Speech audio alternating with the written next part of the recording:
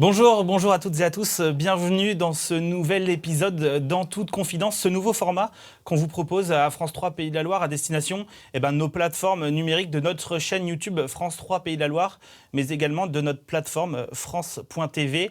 Le dernier épisode, on était avec Denis Van Wenberg, le dernier du Vendée Globe, et aujourd'hui on a la chance de recevoir une championne du monde de boxe thaï, Melissa Ozouf. Melissa, bonjour. Bonjour. Déjà Melissa, pour les gens qui ne te connaissent pas, est-ce que tu peux te présenter rapidement ? Je m'appelle Melissa Ozouf, j'ai 24 ans et je suis boxeuse professionnelle depuis 2 ans et boxeuse depuis 20 ans. Comment tu as commencé en professionnel ? Depuis 2 ans maintenant ? Depuis 2 ans maintenant, je suis professionnelle, oui. Aujourd'hui, Melissa, tu t'entraînes quotidiennement. À quoi ils ressemblent tes entraînements ? Mes entraînements, tous les matins, je vais faire de la prépa physique, donc muscu, haltéro et cardio. Et le soir, j'ai 2 heures de boxe, voire 3 avec mon coach. Ça va être de la technique, du sparring ou du tactico-tactique. Ça dépend. C'est quoi que tu préfères ? Le PAO et le sparring. Le sparring ? Ouais, Pourquoi ? parce que j'adore taper. C'est Ouais. mon sport. C'est ça aussi ta passion, tu es une boxeuse, donc forcément oui. on aime le combat. Ah oui, les 400 mètres à la piste, c'est pas ce que je préfère. Tu reviens de blessure, on en parlera tout à l'heure, mais aujourd'hui dans quelle forme physique tu es ? Beaucoup mieux, beaucoup mieux. Je suis encore très limitée au niveau mobilité, puissance et souplesse, mais tout va mieux. C'est en bonne voie. Ouais, encore quelques petites douleurs quand même, ou ça va ? Encore beaucoup de douleurs, mais ça va de mieux en mieux. Après, les douleurs, je les garderai toute ma vie, je pense. C'est pas trop dur, tu disais ça fait 2 ans que tu es combattante professionnelle, c'est pas trop dur de gérer la vie perso, le sport professionnel, ton boulot aussi ? C'est très très dur. J'ai pas beaucoup de vie privée, malheureusement. Ma famille, je les vois pas souvent. Mes frères et sœurs, je passe pas beaucoup de temps avec eux. Mais ils sont très arrangeants, très compréhensifs. Donc ça fait le taf. Je travaille à la Poste, en CDI. Je suis factrice, donc les horaires, je travaille que le matin. Donc ça me permet de gérer mes programmes d'entraînement et ils sont aussi arrangeants quand je suis en préparation. Ta journée type aujourd'hui, elle ressemble à quoi ? Sans le travail aujourd'hui ? Non, avec le boulot, la journée de Melissa Ozouf aujourd'hui. Je me réveille à 5h. Du Ouais. coup, après, je vais au travail de 6h30 à 13h30. Je file à la salle jusqu'à 15h. Je rentre, je mange, petite sieste, et je retourne à la salle le soir à 18h. Ouais, une vie consacrée au sport, quoi. Exactement. Melissa, alors tu me dis si je me trompe, hein, mais tu es née dans l'Orne en 2001. Oui. Tu as grandi ensuite dans la banlieue de La Roche-sur-Yon. Oui. Tu montes sur un ring pour la première fois quand tu as 8 ans. Est-ce que tu te souviens de tes premiers pas sur un ring ? Je m'en souviens pas du tout. Pas du tout. Ouais. Je me souviens même plus où c'était d'ailleurs. Je crois que c'était un petit gala qu'on a fait dans le coin, il me semble. Mais je m'en souviens pas du tout. Ça t'a tout de suite plu ? Qu'est-ce qui t'a attiré dans la boxe ? Pour être honnête, ça m'a pas forcément tout de suite plu parce que, disons que j'ai pas forcément eu le choix quand j'étais petite. Je savais pas trop ce que je faisais à 8 ans, donc on me dit de le faire, je le fais. Mais après, c'était l'adrénaline de quand on monte sur le ring, la prépa, le stress. C'est tout ça qui est vraiment addict. Ouais. Comment on voit des photos de toi quand tu étais petite là.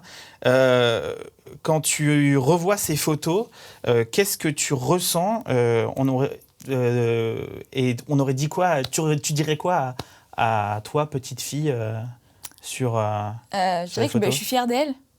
Je suis fière d'elle forcément. Et quand je vois les photos, je me dis mais jamais j'aurais imaginé aujourd'hui être là et avoir fait tout ça. Et j'ai vraiment gravi toutes les catégories possibles, tous les échelons, tous les titres possibles. Et j'aurais jamais cru, quoi. Jamais. Et c'est un Je beau n'avais même pas parcours, pensé d'ailleurs. En plus.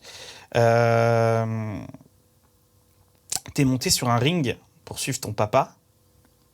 Mais en 2022, tu nous expliquais aussi que c'est grâce à ton frère que tu t'es lancé dans la boxe thaï d'une manière un peu originale. On écoute.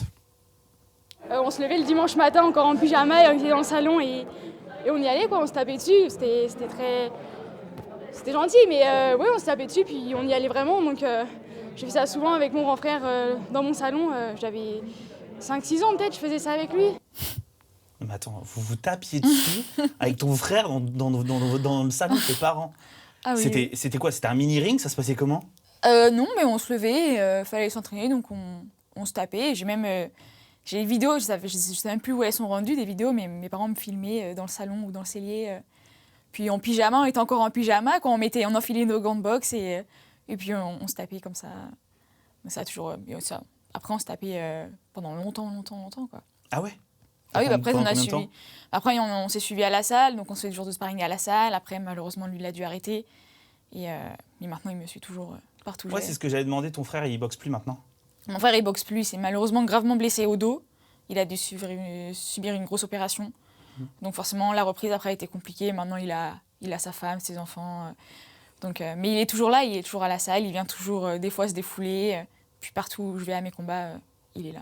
Quand vous étiez petit, qui c'est qui gagnait entre toi et lui? Je veux dire moi. Non, Et aujourd'hui? Ah, aujourd'hui, c'est pas comparable. Hein. Il fait le double de mon poids. Non, mais ça a toujours été... Il n'y a jamais eu cet esprit de compétition entre lui et moi, jamais. On s'est jamais demandé qui était le meilleur ou pas. On a toujours voulu se faire progresser l'un et l'autre. Et puis voilà. Ça a toujours été un peu ton modèle? Sinon, il va me taper. Oui, j'ai toujours voulu... Il était très fort à l'époque et c'est vrai que j'ai toujours voulu être forte comme lui, quoi. Mais non, on a toujours voulu être ensemble, quoi, tout simplement. Ils en pensent quoi aujourd'hui, tes parents de la boxe thaï? Ils sont fiers d'avoir leur fille championne du monde? Ils me l'ont jamais dit. Ils m'ont jamais dit qu'ils étaient fiers, mais je suppose qu'ils le sont. Ma maman était là au combat. Elle était là, donc elle s'est mise dans tous ses états. Elle a beaucoup pleuré, beaucoup. Mais je pense que, oui, elle est fière. Ouais, et ton papa? Je pense qu'il est fier, oui. Ouais. Je pense. On l'a dit, tu baignes depuis toute petite dans la boxe thaï. Bon, ça, on l'a compris, avec ton frère, dans le salon. Mais tu es devenue une grande championne. Comment tu as évolué au fil des années? Ça a été quoi ton parcours? J'ai commencé dans la plus petite catégorie possible, c'est-à-dire en poussine, en moins de peut-être 28 kilos, je crois, quelque chose comme ça. Et après, au fil des années, j'ai participé à tous les combats dans toutes les catégories possibles. J'ai changé 3 fois de club aussi. Je me suis entraînée avec plusieurs personnes différentes, des champions, des pas des champions, et jusqu'à aujourd'hui devenir championne du monde pro. Tu as été aussi plusieurs fois championne de France. Oui. Championne du monde, championne d'Europe aussi. Oui. T'as gravi tous les échelons quand même. Ah, j'ai eu tous les échelons du championnat de France. Après, j'ai remporté un challenge européen, le titre intercontinental, et enfin le Graal, quoi, le titre de championne du monde. Le titre de championne du monde. Tu t'entraînes au club de La Roche-sur-Yon aujourd'hui, oui. avec le team TKO. Oui, c'est ça, je pense bien. Oui. Ok, cool. Parce que sinon, Yohan, il va me retrouver aussi. Que tu as fondé avec ton coach, oui. Yohan Justine. Et déjà, depuis combien... Déjà, comment vous vous êtes rencontrés avec Yohan? Ça s'est fait comment? C'était au tout premier club où on était, du coup, à Venanceau, là où j'habitais, où mes parents habitaient. Et il était coach là-bas. Et moi, j'étais toute petite, j'avais 8-9 ans. Et au début, c'était pas mon coach au début parce qu'il s'occupait des grands et moi, j'étais au cours des enfants. Et ensuite, on est parti au team SBFY à La Roche-sur-Yon. Là, c'est devenu officiellement mon coach. Il m'emmenait partout en compétition, tout ça. Et après, jusqu'à ce qu'on ouvre le club ensemble, le team TKO, en septembre 2021, il me semble. Vous avez ouvert le club ensemble. Oui. Depuis combien de temps il te coach, Yohan? Ça fait 15 ans qu'on est à la salle ensemble, mais qui me coach, c'est vraiment mon coach qui fait mes préparations et tout, ça va faire plus de 10 ans, je pense. Ouais. C'est quoi aujourd'hui la relation que vous avez tous les deux? Parce que mine de rien, depuis tant de temps, c'est quand même particulier comme type de relation. C'est particulier, il y a du positif et du négatif. Aujourd'hui, c'est un peu mon papa, c'est mon père. Même dans ma vie de tous les jours, il est là pour quand j'ai besoin, dans les épreuves difficiles, comme dans les bons moments, il est là. Donc, oui, aujourd'hui, on a dépassé le stade du simple coach-élève qu'on se voit le soir à la salle. Mais non, c'est une personne importante pour moi, quoi. Ouais, il te connaît par cœur maintenant? Il me connaît trop par cœur même, je pense. Au même titre que moi, je le connais par cœur aussi. Donc, je sais quand le soir, il arrive à la salle et qu'il est énervé ou pas. Et justement, Mélissa, je crois que Yohan, ton coach, il a un petit message pour toi. Bonjour à tous. Yohan Justine, président du team TKO, et coach de Mélissa Ozouf depuis de nombreuses années. Très fier d'être son entraîneur. Que dire sur le parcours de Mélissa, à part qu'il est juste exceptionnel. Et sur du long terme, ce qui est très rare dans la boxe, elle a commencé toute petite, a gravi tous les échelons, toujours déterminée, ultra motivée, hyper active. Elle a réussi à choper le Graal, un titre de championne du monde, ISCA, donc dans une seule fédération, qu'on n'a pas pu fêter forcément comme on voulait parce qu'il y a eu une blessure. Avant tout ça, il y a eu plusieurs titres de championne de France, en amateur, en semi-pro. J'en passe, elle a un palmarès tellement étoffé que c'est compliqué de tout détailler. Une jeune femme qui se prend pas vraiment la tête, qui additionne les petites choses pour devenir encore meilleure. Ce qui m'impressionne le plus, Mélissa, je te le dis, c'est ta détermination. C'est incroyable. Malgré les blessures, t'as une motivation qui est juste hors norme. Seul, parce que je t'accompagne pas forcément dans tout ce qui est autre que la boxe. Donc félicitations. Je pense qu'il y aura d'autres choses à venir plus tard. Il faut prendre le temps de revenir de cette blessure. On reviendra au meilleur niveau. Et puis on continuera à faire des choses ensemble pour devenir encore meilleur. Voilà, je te fais des bisous. À plus. Ton coach, Johan, c'est ça te fait quoi d'entendre ces mots? Bah, il me le dit en face, mais ça me touche, ça me touchera toujours. Ouais. Il est impressionné quand même, il est fier de toi, ton coach. Oui, bah, j'espère. Mais je le suis aussi de lui, quoi, parce qu'il sacrifie beaucoup pour le club, que ce soit pour moi ou même pour les autres adhérents, les autres gamins du club, comme on les appelle. Et non, c'est un bon coach, très bon coach. On va revenir à ton titre de championne du monde, Mélissa. Le 7 décembre dernier, donc tu es sacrée championne du monde de boxe thaïlandaise contre la Cambodgienne Spagminton. Déjà, est-ce que tu nous as ramené la ceinture? Est-ce que tu peux nous la montrer en image? Donc c'est ça ta ceinture. C'est quoi comme fédération? L'ISCA. C'est une des plus grosses fédérations mondiales de kickboxing et Muay Thai. Est-ce que tu peux nous la décrire un peu Elle est très lourde, mais c'est pas de l'or, c'est du plastoc, je pense. D'accord. Mais c'est mon petit bébé, quoi. Ouais. Elle est exposée chez moi et personne n'y touche. Ça fait quoi d'être championne du monde? De se dire, voilà, c'est quand même le Graal, quoi. Honnêtement, c'est une fierté de le dire. Au début, je m'en vantais un peu, c'est vrai. Je n'étais pas peu fière, mais ça n'a pas changé ma vie, quoi, plus que ça. D'autant plus que, du coup, comme tu as dit, on en reviendra après, mais il y a eu la blessure, donc forcément, je ne me suis pas forcément rendu compte de ce qui se passait, tout ça. Mais non, je suis très heureuse et c'est toujours cool de rajouter ça à son CV, quoi. Ouais, bah ouais. Pour en arriver là, c'est avant le combat. Est-ce que tu peux nous expliquer un peu comment tu t'es préparée? On voudrait savoir un peu comment on se prépare à un combat de championne du monde comme ça. Il faut savoir que fin mai, j'étais partie au Canada pour le titre intercontinental à WKN, c'est une autre des grosses fédérations. Je me suis blessée au pied, je me suis cassé le pied gauche. Donc, j'ai rien pu faire de tout l'été. Et septembre, je reviens, j'avais pris beaucoup de poids. J'avais plus de conditions physiques, plus rien. Donc, je me remets à me préparer à fond. Et début octobre, mon coach m'annonce que je boxe pour le titre. À la maison, on va dire, puisque c'était au Mans. Donc, c'est à la maison, quoi. Et de là, du coup, j'ai tout revu. J'ai fait appel à une nutritionniste pour perdre tous les kilos que j'avais en trop. J'ai revu mon sommeil aussi, de mieux dormir pour mieux récupérer. J'ai été voir tout de suite mon patron, mon responsable, pour lui demander s'il pouvait m'aménager mes horaires pour que je puisse commencer plus tard, donc dormir plus ou aller m'entraîner plus le matin pour allonger ma sieste.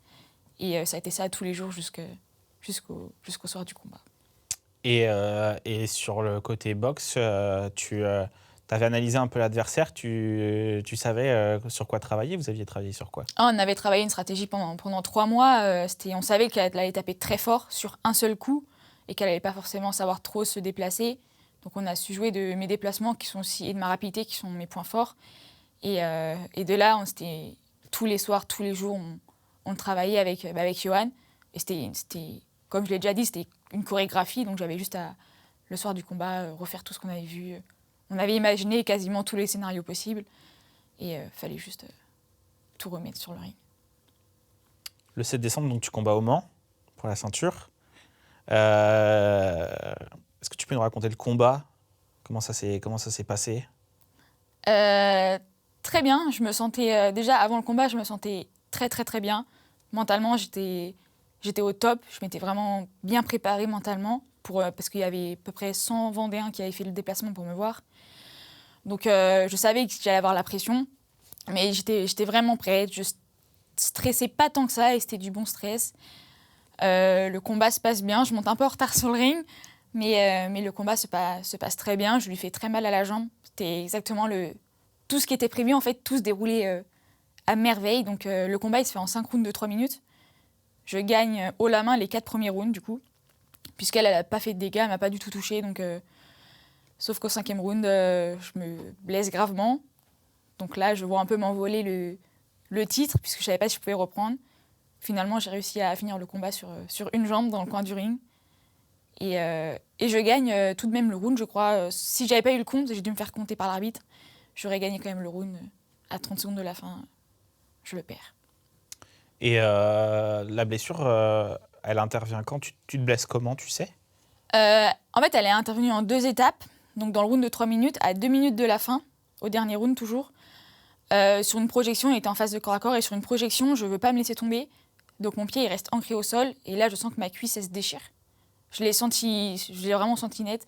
Sauf qu'à chaud, j'y prête pas forcément attention, mais je regarde Johan. Et quand je le regarde, il a compris qu'il y a un truc qui se passait pas, donc il me dit qu'il reste 1 minute 30 à ce moment-là. Et 30 secondes plus tard, on refait une phase de corps à corps. Et pour me protéger, je me dis que je vais bloquer le corps à corps. Sauf qu'en bloquant le corps à corps, je fais une surextension de la hanche et du genou. Et là, je tombe net par terre et impossible de me relever. C'est quoi la blessure que tu as eue ? Parce que c'est une grosse blessure quand même. J'ai eu une désinsertion complète de l'ischio-jambier. Dit comme ça fait mal quand même. J'ai jamais eu aussi mal de ma vie. Ouais. Ouais. Et ce que disait Johan dans le message tout à l'heure, c'est que ça a un peu ce que tu disais aussi, c'est que ça a un peu gâché la fête quand même. Ah bah ça a complètement gâché la fête puisque du coup les 30 dernières secondes, je finis dans le coin du ring. Johan qui crie que si je tiens, je suis championne. Sauf que je peux pas... En fait, mon ischio, à ce moment-là, il tombe dans mon genou. Ça veut dire qu'il est plus relié à rien du tout. Il s'est complètement arraché. Et du coup, je finis sur une jambe. Et au moment du gong final, je sais que j'ai gagné puisque j'ai tenu. Sauf que la douleur était trop intense. Ma cuisse avait déjà doublé de volume. Et j'avais un gros hématome qui commence à se créer. J'ai perdu connaissance du coup. Donc, au lieu de sauter sur le ring dans tous les sens et tout, bah, je m'évanouis. Et au moment de la décision, au moment où l'arbitre me lève le bras, c'est pareil, je m'évanouis. Donc, je m'en souviens même pas d'ailleurs aujourd'hui. D'avoir été sacrée championne du monde, je m'en souviens pas. Bon, ça sera pour le prochain, Oui. pour le prochain titre. Oui, oui. T'es opéré d'urgence. Du coup, le 23 décembre, suite Oui. à cette blessure, c'est ça la situation s'était trop dégradée. En fait, je décide du coup après le combat de ne pas aller aux urgences. En fait, j'étais persuadée que c'était juste une simple déchirure musculaire. Je suis un peu têtue, je décide de ne pas aller aux urgences. Sauf que ma jambe s'aggrave de jour en jour. Elle s'aggrave, elle devient de plus bleue de la fesse jusqu'au mollet, c'était noir. Du coup, je fais les examens nécessaires, les IRM. Et ils me disent qu'il faut que je me fasse opérer en urgence parce que sinon je risque de perdre ma jambe. Donc l'opération se fait vite. Le chirurgien m'appelle le 20 décembre à peu près, je crois. Et le 23 matin, je suis au bloc et je sors le 24. C'est quoi l'état d'esprit quand il t'appelle en te disant là c'est opération d'urgence, que c'est plus possible quoi. Oh là, bah là, je crois que je me mets à pleurer dans tous les sens. Je savais pas comment réagir. J'étais toute seule chez moi en plus. Ouais. Mais tout me tombait sur la tête là. C'était la fin du monde quoi, vraiment quoi. Ouais. Mais au final, j'ai relativisé. J'étais bien suivie donc ça va. Et alors en plus de ça, j'ai lu que tu as été victime de centaines de messages d'étrangers suite à ta victoire contre la Cambodgienne, et qui te souhaitaient même du mal, des menaces de mort. Est-ce que tu peux nous expliquer ? En fait, après le combat, la Cambodgienne était persuadée d'avoir gagné. Sauf que si on regarde les points, j'ai gagné 4 rounds. Elle a gagné le dernier round suite à un compte. Donc logiquement, je suis déclarée vainqueur à l'unanimité des juges. Sauf que comme je suis ressortie, que je ne pouvais pas me lever, que je suis tombée dans les pommes, tout ça, elle pensait qu'elle allait gagner sur blessure. Sauf que ça n'a pas été le cas. Et du coup, de là, j'ai reçu plein de messages comme quoi j'avais volé le titre. J'ai reçu des messages vraiment qui me souhaitaient la mort, qui me souhaitaient du mal. J'ai même reçu des messages qui me souhaitaient d'être renversée par une voiture, de finir en fauteuil roulant toute ma vie. Au début, ça a été vraiment très très dur à encaisser. Et c'est Johan et mes proches, maman et tout ça, qui m'ont dit c'est toi qui as le titre, quoi. Donc la revanche a été acceptée. Du coup, je devrais faire une revanche au Cambodge, qui aurait dû avoir lieu en avril, du coup. Sauf que, du coup, avec la blessure, j'ai pas pu aller faire la revanche. Mais je souhaite faire la revanche avec cette fille pour montrer que j'ai pas volé la ceinture, quoi. Donc, mais après. Ouais, parce que c'est quand même beaucoup à encaisser quand on a ton âge. Je pense que même c'est même pas une question d'âge, c'est beaucoup à encaisser tout court. Entre la blessure, tout ça, c'est une des pires périodes que tu as connues. C'est pas la pire, mais une des pires, oui. Oui, oui. Mais après, comme je l'ai dit, je le vis beaucoup mieux avec la ceinture, donc je suis vite passée à autre chose. Ouais. Comme tu dis, tu es vite passée à autre chose, et c'est la guerrière qui reprend. Parce que tu repars au charbon, on va dire. Est-ce que tu peux nous expliquer, après la blessure, l'opération, etc., comment se passe ta rééducation ? Comment tu reviens progressivement à refaire du sport, à pouvoir reboxer ? Déjà, c'est pas bien, mais j'ai pas forcément écouté les conseils des médecins. Donc, c'est-à-dire que dès que je suis sortie de l'hôpital, j'ai essayé de poser le pied par terre, de lever la jambe, de courir, de sauter. Et du coup, début janvier, je commence ma rééducation avec un kiné. Un kiné qui me suivait déjà, donc très cool, 4 fois par semaine, toutes les semaines, 4 fois par semaine. Dès les premiers instants, il me dit qu'il est très surpris de mon état parce que dès les premiers jours après l'opération, il me dit que j'ai déjà plusieurs mois d'avance en fait, sur la rééducation. J'arrivais déjà à plier la jambe, à la tendre. Donc ça motive beaucoup. Et après, au fil des semaines, j'arrivais à faire toujours une nouvelle petite chose, avec ou sans l'accord. Mais au final, j'ai tout repris maintenant, quasiment tout repris aujourd'hui, mon activité sportive. C'est ça qui te caractérise un peu, le fait d'être têtu comme ça ? Parce que finalement, tu n'écoutes pas les conseils de ce qu'on te dit. Ah oui, non, je fais tout le contraire. Mais je pense, oui, c'est ce qui me caractérise. Mais je pense que c'est aussi ce qui me sauve, quoi. Parce que tu te dis quoi ? Tu te dis que tu te connais assez pour... Oui, je pense que je connais mon corps et si j'ai envie de sauter alors que j'ai pas le droit, je vais essayer. Puis je me fais ma propre expérience, je verrai bien si j'ai mal ou pas. Et de là, on est venu que j'ai repris la boxe beaucoup plus tôt que prévu.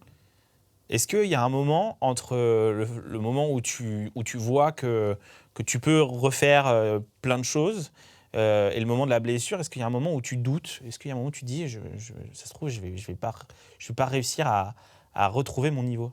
Ah, mais je pense que tous les jours, on doute. Tous les jours, j'ai dû réapprendre à marcher quand même. Donc, on vient d'être championne du monde et un mois après, on apprend à marcher. C'est un peu compliqué. Donc, je pense que tous les jours, on doute.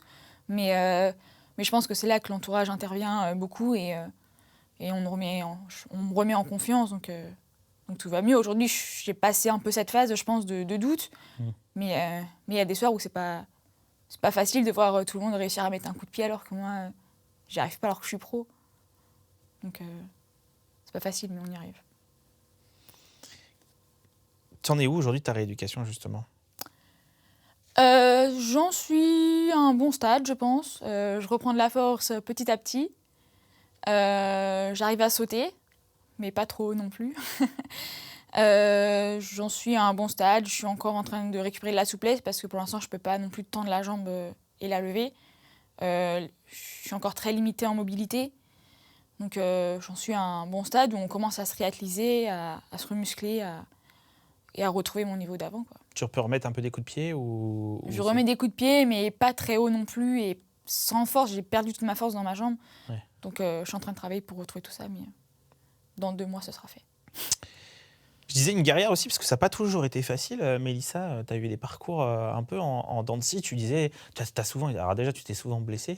Le pied, je crois qu'il y a eu une cheville aussi à un moment. Et puis tu as eu un gros accident en octobre 2018. Tu es victime d'un grave accident de la route. Perte de connaissance, multiples fractures, les poumons sérieusement touchés. Comment on se relève de ça ? Parce que, mine de rien, c'est aussi un autre coup dur, ça. Ah, ça, c'était, ça, je pense que c'est le coup le plus dur de ma vie pour l'instant.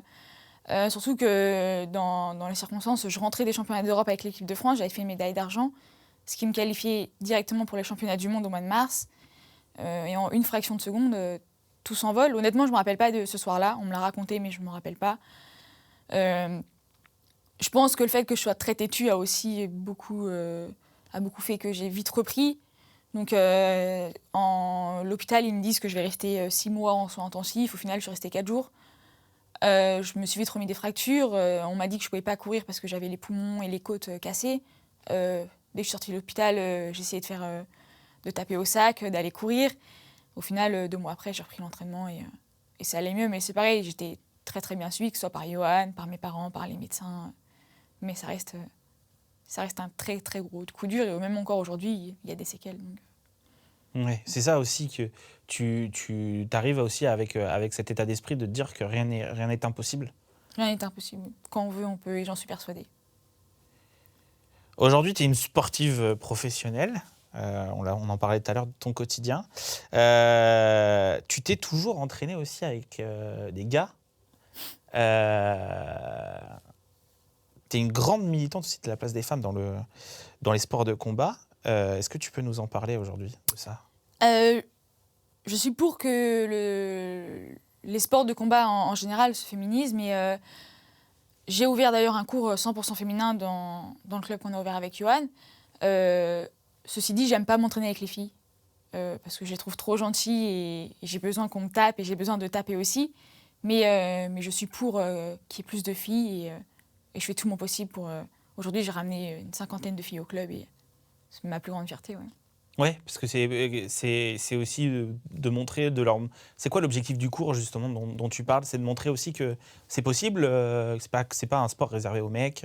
Ouais, ça, c'est que c'est possible, c'est pour qu'elles reprennent confiance en elles, que c'est pas réservé qu'aux garçons, que c'est pas les sports qu'on voit tout le monde à l'image de Rocky, des films comme ça, mais c'est pas du tout ça. C'est pas on va dans une salle de boxe et on en ressort défiguré, le nez cassé. C'est pas du tout ça, c'est ce que j'ai voulu montrer. Au final, les filles, elles sont super contentes de venir à un cours de boxe avec leur matériel et elles se défoulent. Et ça, c'est super chouette. Ouais, c'est quoi les retours que tu as de leur part ? Elles te disent quoi ? Ah ben, elles sont super contentes. Il y en a qui me disent qu'elles ont pris confiance en elles, il y en a qui me disent qu'elles sont musclées, qu'elles sont plus sûres d'elles. Et c'est super chouette. Il y aurait à en voir les chiffres. J'ai commencé, il y avait 15 filles. Aujourd'hui, on est une 50aine. En 3 ans, on a beaucoup évolué. Donc, et j'espère que ça continuera encore. Et toi, tu préfères t'entraîner avec les gars ?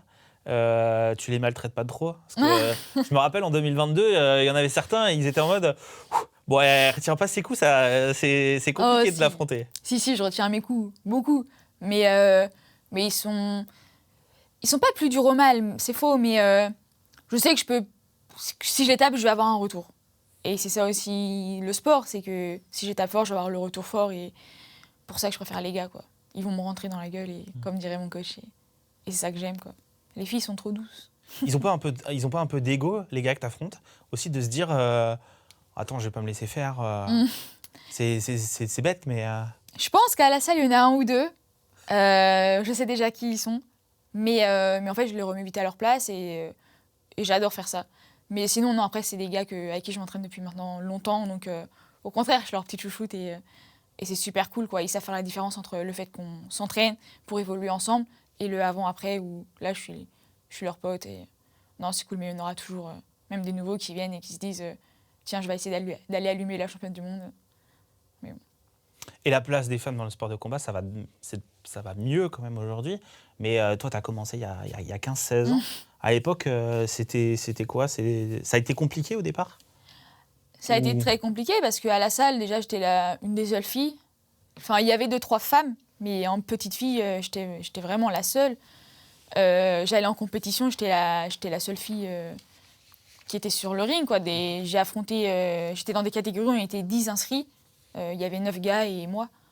Mais je pense aussi que c'est ce qui m'a forgé et qui fait aujourd'hui que j'ai un mental qui est vraiment bien, quoi. Et au club, parmi les filles, il y a ta petite sœur, Sarah, qui a 16 ans.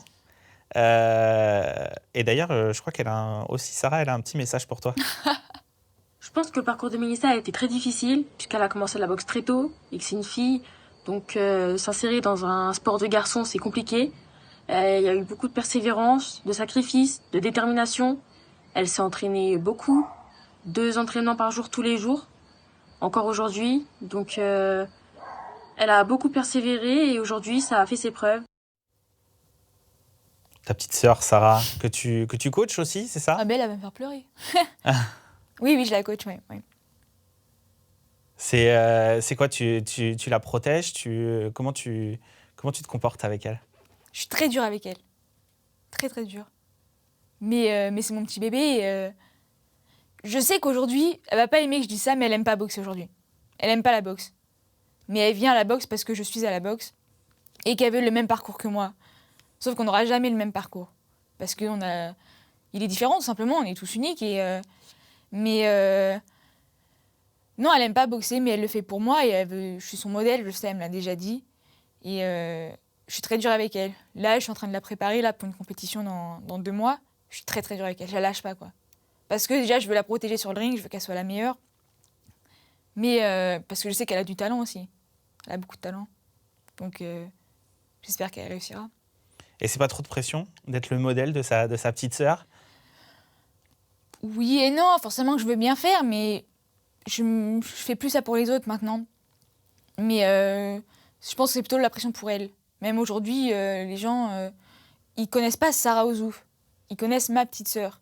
Donc quand elle va en compétition, tout de suite on lui dit « Oh, ben, c'est toi la petite sœur de Mélissa. Oh, ben, tu vas bientôt la battre. Oh, ben, tu vas finir pro. Tu seras meilleure qu'elle. » C'est beaucoup de pression qu'on lui met aussi à elle. Et des fois, elle le vit mal, je le sais. Mais pour moi, non, au contraire, c'est un honneur, c'est une fierté. C'est quoi maintenant les prochaines étapes pour toi, Mélissa? Remonter sur le ring rapidement. Déjà, retrouver ma jambe, ce serait top. Remonter sur le ring rapidement. Et j'espère, dès septembre, faire une grosse saison est prévue. Une très grosse saison est prévue. Donc j'espère que tout se passera bien, sans bobo, et que je pourrai rattraper cette saison blanche. Mais les prochaines étapes, continuer la rééducation et retrouver mon niveau que j'avais au moment du titre. T'abordes les prochains combats avec un peu d'appréhension au niveau de ta jambe ou... Beaucoup d'appréhension, beaucoup. Je pense que là, on fait un gros travail physique avec mes préparateurs physiques et le kiné. Mais le plus dur, c'est vraiment le mental, parce que sur des petits trucs basiques, je vais mettre 5 minutes à réaliser un squat, alors que c'est un truc que je faisais tous les jours avant, quoi, plusieurs fois par jour. Aujourd'hui, ça me fait peur. Donc forcément, demain, remonter sur un ring, je pense que ça va être très, très, très dur mentalement. Mais je vais me préparer. Aujourd'hui, tu es professionnel en boxe thaï. Est-ce qu'un jour, on te verrait dans une cage de MMA? C'est vrai que c'est le sport qui est à la mode. Oui. Mais c'est aussi la suite logique, je pense. Aujourd'hui, en boxe, on n'est pas assez payé, donc je peux pas me permettre d'en vivre. Je suis obligée de travailler à côté. Mais il y aura une suite en MMA, je pense, dans les prochaines années à venir. C'est-à-dire d'ici 5, 6, 7 ans, au plus tard. Mais pour l'instant, j'aurais peut-être dû commencer les bases cette année. Mais avec la blessure, tout a été repoussé. Peut-être que je ferai 1 ou 2 cours de sol dans le mois d'ici la saison prochaine. Mais pour l'instant, j'en parle pas trop. Mais on verra en MMA un jour. Eh ben, on te verra en MMA un jour et tu reviendras nous voir quand tu seras championne de MMA. Merci beaucoup. Merci. Mélissa, merci à toutes et à tous de nous avoir suivis. C'est toujours un plaisir d'enregistrer ces épisodes dans toute confidence. Avec, en plus, vous l'avez vu, on a encore amélioré le décor, on a même des mugs, etc. Enfin, c'est incroyable. Merci à toutes les équipes d'avoir permis de réaliser cet entretien. Et on se retrouve bientôt pour un tout nouvel épisode. Ciao!